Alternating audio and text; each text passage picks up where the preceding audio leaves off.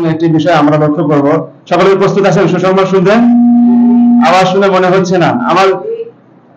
আমরা তো ইতিহাসে পড়েছি সাহাবায়ে কেরাম যখন যুদ্ধ করতে করতে ক্লান্ত হয়ে গিয়েছে, হঠাৎ এক সাহাবী নারায়ে তাকবীর আল্লাহু আকবারের ধ্বনি দিয়েছে, তো আবার এমন ভাবে যুদ্ধক্ষেত্র কায়েম করেছে, মনে হয় নতুন করে আবার যুদ্ধ শুরু করেছে।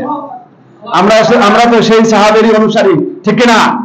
কাজেই আমরা এখন একটা তাকবীর দেব, যে তাকবীরের আওয়াজ এমন ভাবে আমাদেরকে জাগ্রত করে তুলবে, মনে হয় আবার নতুন করে আমরা এই হাফলা শুরু করেছি। প্রস্তুত আছি ইনশাআল্লাহ? লিল্লাহি তাকবীর, পায় নাই লিল্লাহি তাকবীর, নারায়ে তাকবীর, আল কোরআনের আলো ঘরে ঘরে চলে, নারায়ে তাকবীর। মাশাআল্লাহ। এবং সে আপনাদের সামনে আবৃত্তি করতে চায়। আপনারা সকলেই সাদরে তাকে গ্রহণ করতে রাজি আছেন? এরপর আমাদের সামনে কবিতা আবৃত্তি করে শোনাবেন তৃতীয় বর্ষের ভাই মোহাম্মদ হাবিবুর রহমান। আমি তাকে তার কবিতা আবৃত্তি করার জন্য মঞ্চে আসতে আহ্বান করছি।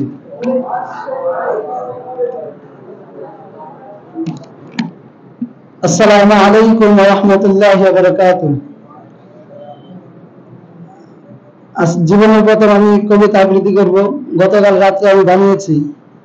এই কবিতাটা হলো তাদের জন্য যারা ইসলামকে মুছে দিতে চায় দুনিয়ার জমিন থেকে, যারা ইসলামের গুরুত্ব বোঝে না, তাদের জন্য হলো এই কবিতাটা। তা আমি কবিতা শুরু করছি। ওহে জিন ইনসান, শুনে রাখো একটি পেগাম। ইসলামকে যদি তোমরা হারাতে চাও, হারবে না ইসলাম। হারিয়ে যাবে তোমরা, থেকে যাবে ইসলাম। বিলীন হয়ে যাবে তোমাদের অস্তিত্ব, থেকে যাবে ইসলামের স্থায়িত্ব।